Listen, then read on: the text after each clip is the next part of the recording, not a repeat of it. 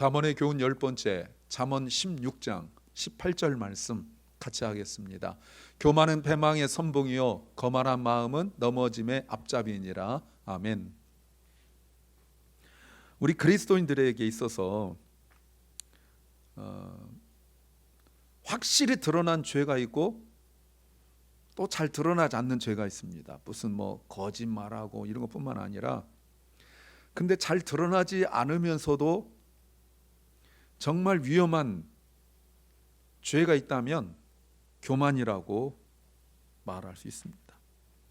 우리가 보통 교만이라고 말 들었을 때는 뭔가 이렇게 뻐기고 자랑하고 굴림하고 이런 것만 생각한다면 오해입니다.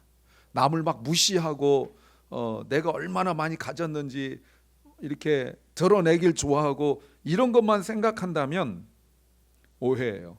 이 교만이라는 것이 얼마나 은밀하고 또 얼마나 일상적인지를 성경이 우리에게 말씀하십니다.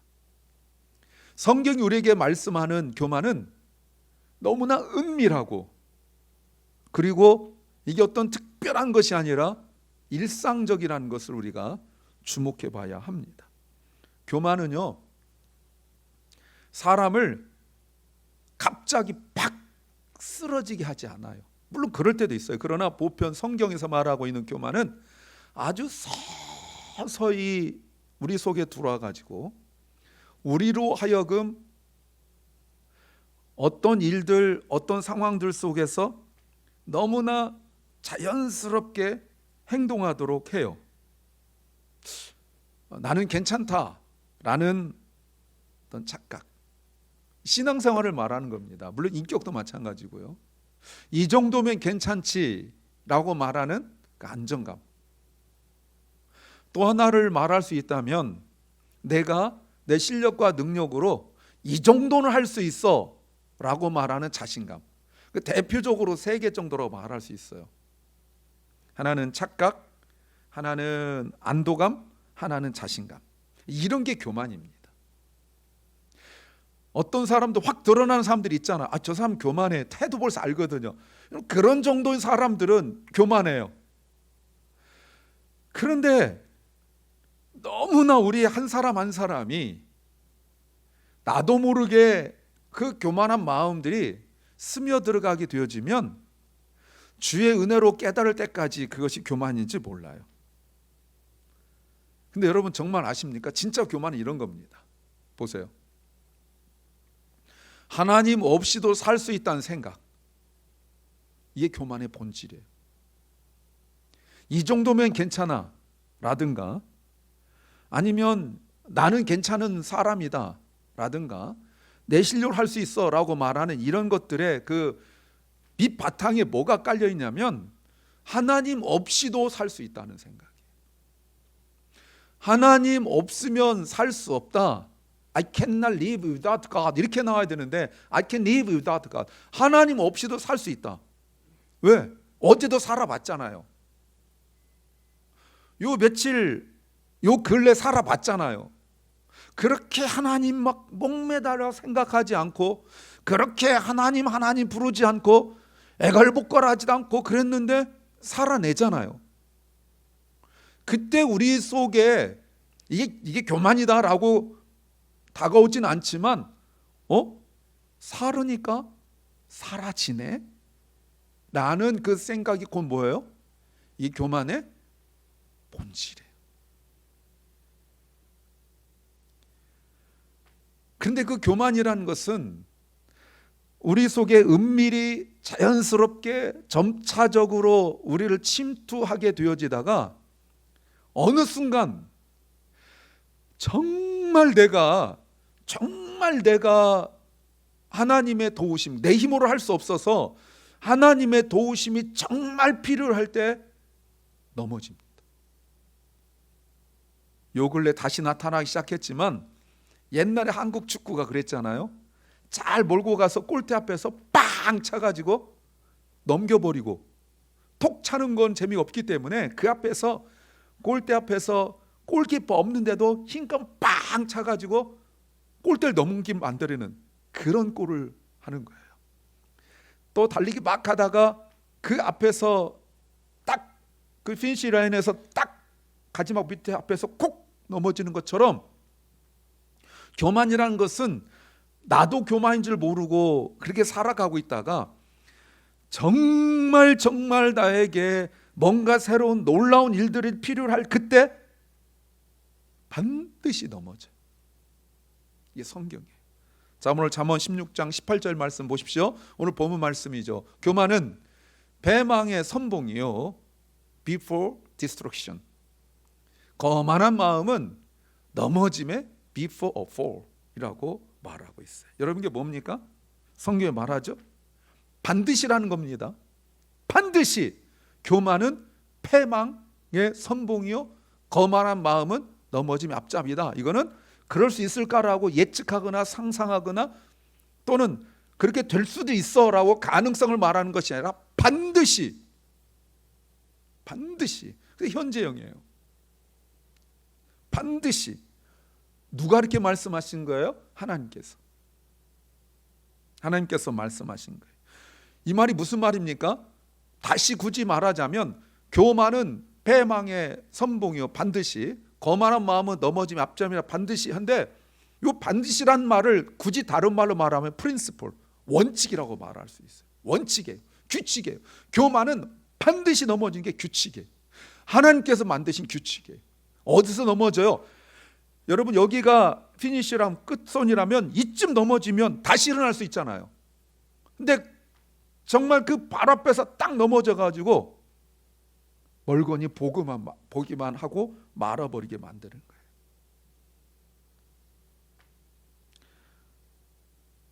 교만은 하나님을 몰라도 되는 사람처럼 만들어버려요. 이게 넘어짐이에요. 그래서 교만한 사람은 반드시 무너져요. 왜? 실력과 능력이 아니기 때문에 그래요. 실력과 능력으로 보면 그 사람은 충분히 그것을 얻고도 남을 사람이에요. 근데 교만하면 얻지 못하게 만들어요. 그래서 교만은 배망의 선봉이요, 거만한 마음 넘어짐의 앞잡이라 이 말 속에 있는 담긴 뜻이 무엇이냐면 관계가 깨진다는 뜻을 가지고 있어요. 하나님과 관계 깨집니다. 하나님과 관계가 멀어져요. 그래서 성경 이렇게 말씀하십니다. 잠언 말씀에 11장 2절 말씀에 교만이 오면 욕도, 디스그레이스도 오거니와 겸손한 자에게는 지혜가 있다. 여러분, 디스그레이스하고 어떻게 지혜가 반대가 될 수 있습니까? 교만과 겸손은 반대 맞잖아요. 근데 교만한 자는 교만이 오면 when pride comes, then comes disgrace. 욕이 따라와요. 이거는 사람들에게 욕먹는 것을 의미할 수도 있어요. 물론 그럴 수 있습니다. 그런데 욕이 온다 이 말은 관계가 깨진다는 거예요. 평상시에는 자기 잘난 맛으로 살 수 있죠. 하나님 없이 산다고 말하니까 우리가 넌 끝이라고 절대 말하는 거 아닙니다. 여러분, 예수 믿지 않는 사람한테 교만하다 그러면서 이렇게 말하는 거 아니에요. 성경적 관점에서 그들은 구원받지 못한 백성 사람들이기 때문에, 구원과 관계없는 사람들이기 때문에 그들은 교만하다 아니면 거만하다 아니면 겸손하다 측정할 수가 없는 겁니다. 내가 그리스도인이라고 생각하고 있는 사람들에게 하시는 말씀이에요. 하나님과 관계가 멀어지게 되어지면 관계가 깨져요. 이 말이 무슨 말인지 아십니까? 교만이 오면 욕도 온다 이 말은 관계 깨어질 뿐만 아니라 인생의 흐름이 꼬인다는 뜻을 가지고 있어요. 트위스트돼. 또 인생의 흐름이 어그러진다는 말도 가지고 있어요. 크루키드, 꺾여요. 바로 욕인데 여기만 가면 되는데 그 앞에서 딱 꺾여요. 안 되죠.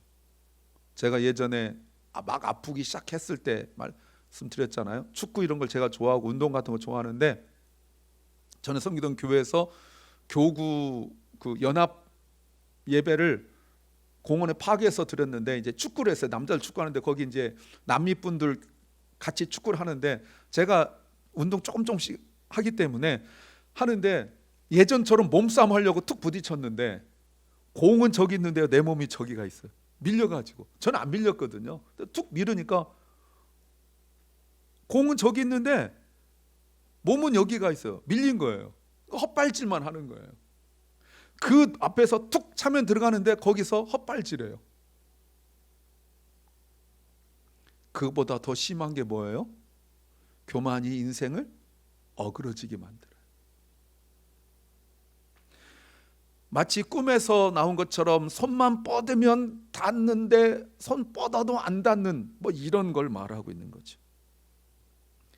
이러면은 기도가 멈춰지고 말씀이 안 들립니다.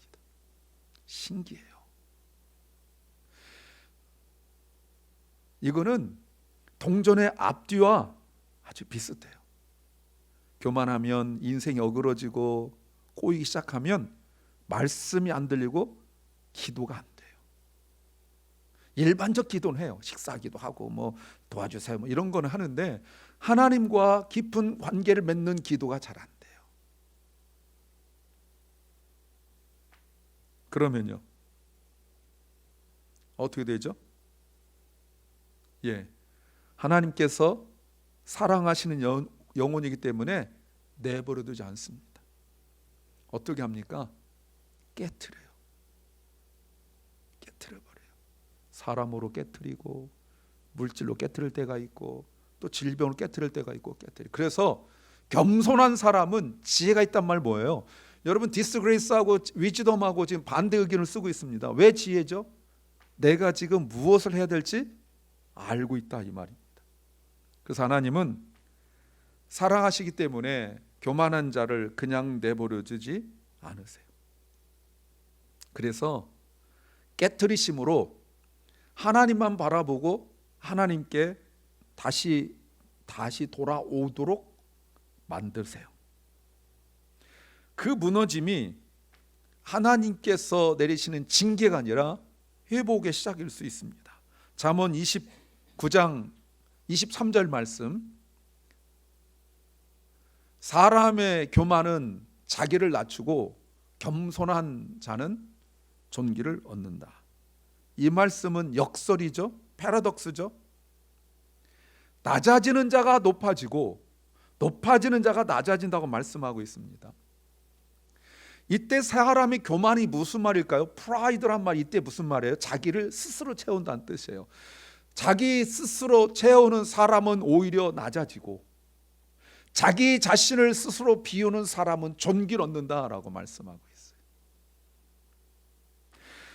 자기 스스로 교만이란 것은 자기 스스로 자기 뜻을 세우는 사람은 오히려 낮아지고 자신의 뜻을 접는 사람은 오히려 존귀를 얻는데요. 인정을 받는데요. 예수님께서 예루살렘 올라가는 길에 제자들이 싸웠습니다. 누가 더 높으냐, 누가 더 크냐 다퉜어요. 주님께서 부르셔가지고 말씀하셨어요.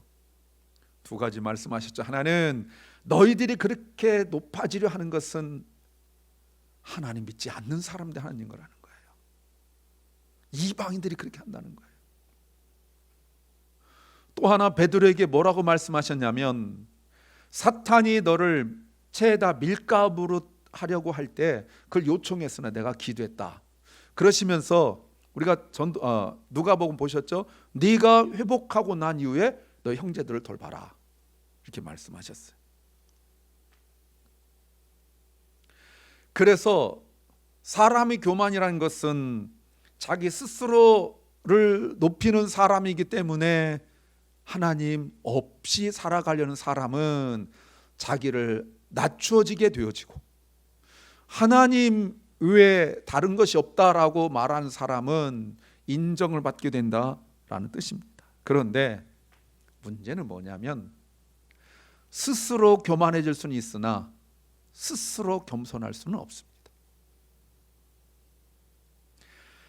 스스로 아까 처음에 말씀드렸지만 점차적으로 스며들듯이 조금씩 내가 이 정도면 괜찮다, 이 정도면 잘하고 있다, 내가 내 힘으로 할 수 있다, 이런 생각들은 스스로 갖게 되어지는데, 겸손은 신앙적인 걸 말하는 겁니다. 영적으로 겸손은 스스로 할 수 없어요.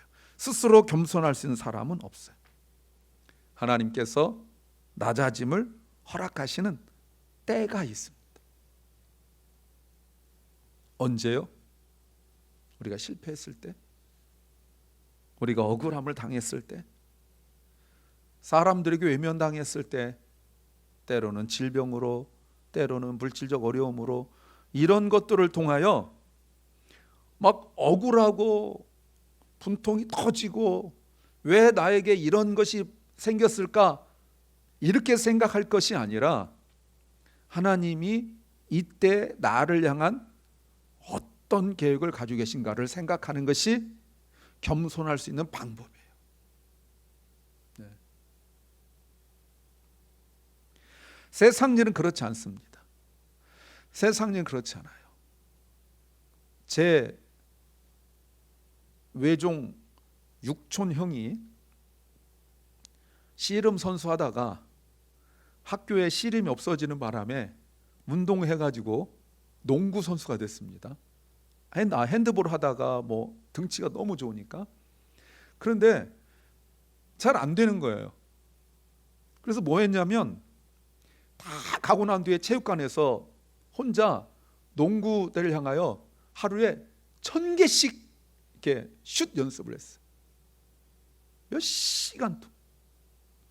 파김치가 돼서 집에 돌아오고, 왜냐하면 어릴 때부터 농구를 안 했기 때문에, 핸드볼하고 이랬기 때문에 룰도 다르고 뭐 그렇거든요. 밀리고, 그러니까 매일 했는데 나중에는 그 게임의 최고 득점을 했어요. 여러분, 인간적 약점은 이렇게 노력하면 돼요. 내가 의지를 가지고 막연하지만 계속 내가 탁월한 God given 탤런트가 없어도, 하나님 주신 그 천재적 은사가 없어도 어느 정도까지는 계속 노력하면 돼요. 근데 신앙은 안 됩니다. 노력으로 안 돼요. 정말 내가 힘든 일 당했을 때, 그것이 관계든 육체든 돈이든 상황이든 간에, 그때 하나님께서 나를 향하신 계획이 무엇인가를 묻고 주님 앞에 나올 때, 그때 비로소 하나님께서 나를 향하신 계획을 역사에 나가요. 우리 지난주 그걸 뭐라고 말했죠? 이걸 섭리라고 말하는 겁니다. 그래서 겸손은 신앙의 기술이 아니라 하나님의 임재 앞에선 우리의 반응이에요. 여러분, 이런 용어들은 잘 보셔야 돼요. 겸손은 내가 죄인이라는 것, 내 힘으로 살 수 없다는 것을 인정하는 것이 겸손이에요. 겸손은 하나님 없으면 나는 무너질 수밖에 없다라는 고백, 이 고백이 겸손의 시작입니다. 내 인생은 왜 저래? 나는 이렇게 맨날 꼬이는 거야, 이게 힘들어. 이게 겸손의 시작이 아니라, 이런 상황 속에서도 내가 하나님 없으면 살 수 없습니다라고 내가 confession, 내가 고백할 때, 그때 비로소 겸손이 시작되는 거예요. 그래서 겸손은 나에게서 나오지 않습니다. 신앙적 겸손은 절대로 나에게서 나오지 않아요. 주님으로부터 나와요. 복음 앞에서만 만들어집니다. 그래서 복음은 굿뉴스잖아요. 죄인을 구원하시는 소식이에요. 근데 그 복음은 내가 죄인이라는, 내가 주님 없으면 살 수 없다는 순간에만 복음이 들려요. 맨날 여러분이 설교를 듣고 뭐 이렇게 한다 할지라도, 내가 주님 앞에 깨트려지는 겸손이 없으면 그거는 그저 지식이고 그냥 지나가는 소리예요. 교만한 사람은 복음을 들을 수 없어요. 그래서 이렇게 정리했습니다. 복음은 자아가 깨진 사람의 귀에만 들린다. 맞습니까? 예. 나는 잘 살고 있다고? 이 정도 신앙생활하면 괜찮다고? 무슨 일 나기 전까지는 우리 그렇게 생각할 수 있어요. 그러면 복음이 내 귀에 들리지 않아요. 그러면 우리는 무너진 자리에서, 쓰러진 자리에서, 자기 한계를 깊이 절감하는 자리에서 비로소 십자가를 붙듭니다. 예수님을 불러요. 그러면 내가 복음이 들려요. 그때 회복이 시작됩니다. 사랑하는 여러분, 바로 이 순간 하나님께서 일하세요. 아브라함이 이삭을 바칠 때 그 순간 바쳤다고 생각하지 마세요. 하나님께서 아브라함을 부르셔가지고 부르실 때부터 시작하여서 이삭을 바칠 때까지 40년 이상을 하나님께서 연단하고 훈련하셨어요. 야곱이 하나님 앞에서 완전히 꼬꾸라지고 이름이 바뀔 때 야복 강가에서 씨름하다가 환도뼈가 쳐서 부러지고 난 이후에 그리고 비로소 겸손해졌어요. 바울은 자기 의의를 다 버리고 난 이후에 비로소 내가 그래서 십자가만 자랑한다라고 말했어요. 하나님은 우리가 무너질 때 절망하고 힘들 수 있는데 그때 하나님 우리를 고치시고, 내가 이제 내 힘으로 아무것도 할 수 없습니다라고 손들 때 하나님 우리를 세우세요. 그리고 회복의 문을 지나가게 하세요. 그래서 회복이란 무엇이냐면, 회복은 하나님을 다시 보는 데서 시작되고 겸손은 그 시선에 대한 응답이다, 이렇게 말할 수 있습니다. 사랑하는 여러분, 이 시간에 하나님께 우리 자신을 돌아보며 기도해야 되는 겁니다. 혹시 나는 교만의 자리에 서 있는 것은 아닌가? 혹시 하나님 없이 내 힘으로 뭔가 해보려고 하는 자리에 있다면 오늘 우리는 이 자리가 우리 자아가 깨지고 우리 의가 무너지고 그래서 하나님의 회복의 손길을 경험하는 자리가 되기를 소망합니다. 겸손은 나를 낮추는 것이 아니라, 잘 들으세요, 겸손은 나를 낮추는 것이 아니라 하나님을 높이는 거예요. 우리는 인간이 본질적으로 죄인이라 낮출 수가 없어요. 하나님을 높이면 나는 낮아집니다. 겸손은 포기하는 것이 아니라 진짜 회복의 시작입니다.